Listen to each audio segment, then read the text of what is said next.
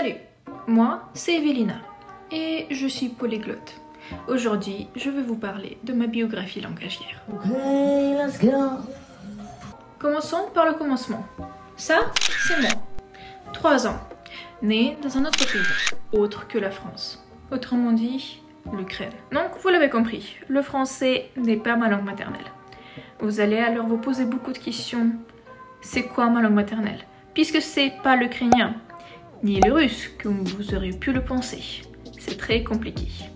Je suis née en Crimée. C'est une région qui se trouve au sud-est de l'Ukraine, actuellement appartenant à la Russie. C'est une région où on parle majoritairement 3 langues. Donc, vous l'avez déjà compris, l'ukrainien, le russe et la dernière, c'est le tatar de Crimée. C'est une langue qui est parlée beaucoup en Mongolie et en Turquie. Donc c'est un mélange de 2 langues. C'est également aussi parlé au Kazakhstan et à Ouzbékistan. Donc Evelina de 3 ans parle le tatar de Crimée, sa langue maternelle. Jusque qu'elle intègre l'école ukrainienne. Et c'est là où elle a commencé à apprendre l'ukrainien. Donc, toutes les matières, elles étaient en ukrainien. Tout ce qui est la physique, chimie, histoire, la biologie. Mais j'avais qu'une seule heure de russe. Donc c'est là où j'apprenais la vraie grammaire russe. Cependant, avec mes amis, je parlais le russe. Et pas l'ukrainien comme vous auriez pu le penser. Donc, l'ukrainien, apprentissage complet à l'école. Et le russe, c'est juste la langue de tous les jours. Ce qui fait que le tatar de Crimée, je le pratiquais que avec mes grands-parents. Moi à 6 ans, déjà une trilingue. Cependant, mon destin s'est dit, 3 langues à 6 ans, c'est pas assez. Il faut rajouter une autre langue. Et c'est là où l'anglais a débarqué dans ma vie. Et disons que la relation avec moi et l'anglais, c'était très compliqué. Vraiment compliqué. No, God! No, God, please, no! C'est donc à 6 ans que j'ai dû apprendre encore une autre langue, l'anglais. Et j'étais une quadrilingue. Cependant, je parlais pas couramment l'anglais, c'était que les débuts. Et je prenais aussi les cours de soutien en anglais, ce qui m'a permis de comprendre beaucoup mieux l'anglais, où tu passes de cyrillique à des lettres latines. Jusque que il y a eu un bousculement dans ma vie, et ma vie a dû changer entièrement.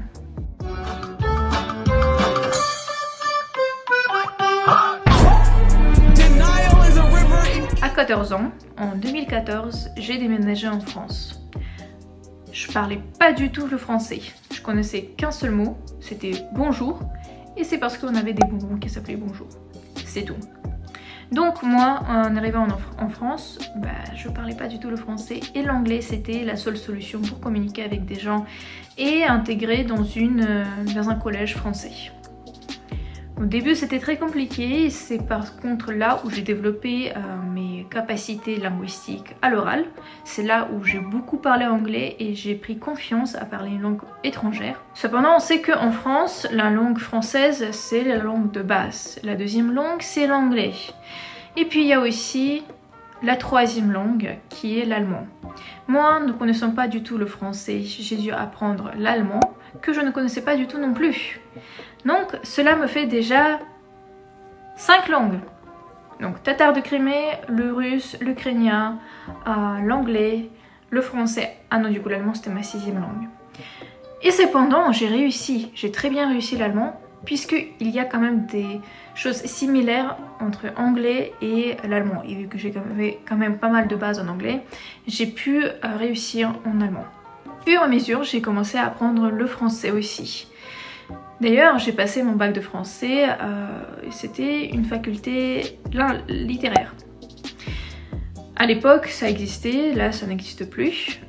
Donc c'est vraiment cette faculté qui m'a permis d'apprendre la grammaire française d'un point de vue linguistique et approfondi. J'avais les cours de philosophie qui m'ont permis de beaucoup évoluer et devenir une personne que je suis actuellement. Je passe le bac de français, je valide le bac de français sachant que je n'avais pas un niveau super bien, cependant j'ai réussi. À côté de bac, je passais aussi les examens de DELF.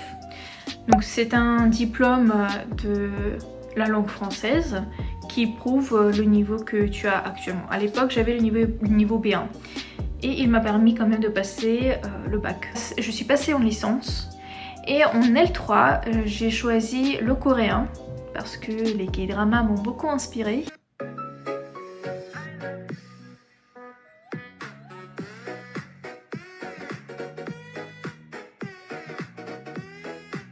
J'ai étudié que pendant un semestre et après j'ai arrêté. Puis départ en Angleterre et c'est là où j'ai beaucoup amélioré mon anglais et j'ai vraiment pu acquérir mon accent britannique.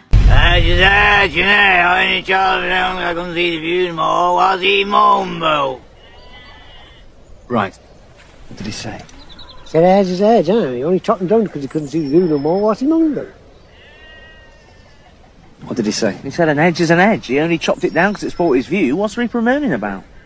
En arrivant en France, j'ai intégré le Master 1 à Lille qui s'appelle FLE-FRU. Donc c'est un double master qui va me permettre d'étudier l'enseignement du français en France aussi bien qu'en Angleterre. Je me retrouve dans ce master et apparemment pour valider ce master il faut que je parle l'espagnol parce que l'espagnol c'est une deuxième langue qui est le plus enseignée en Angleterre.